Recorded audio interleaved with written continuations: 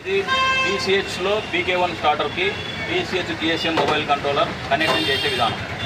ఏ విధంగా కనెక్ట్ చేయాలి?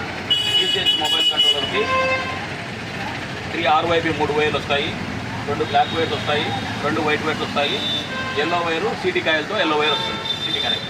సో ఈ 3 RYB వైర్లను పీజీ క్యారియర్లో కానీ ఎంసీలో కానీ RYBకి కనెక్ట్ ఇవ్వాలా.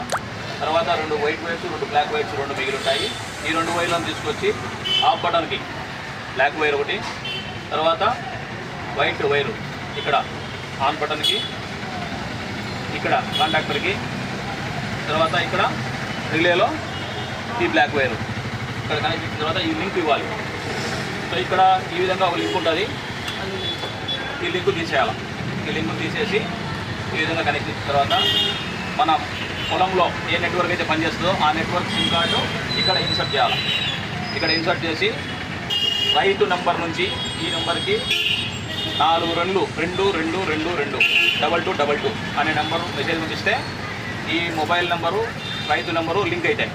సో లింక్ అయిన తర్వాత మనం రైతు మొబైల్ నుంచి ఈ నెంబర్కి ఫోన్ చేస్తే ఈ నెంబర్ రింగ్ అయ్యి మోటార్ ఆఫ్లో ఉంది అని చెప్తుంది. సో వెంటనే ఏం చేయాలి, మనము ఈ మోటార్ ఆన్ చేయాలనుకుంటే నెంబర్ 7 ప్రెస్ చేస్తే ఈ మోటార్ వెంటనే ఆన్ అవుతుంది.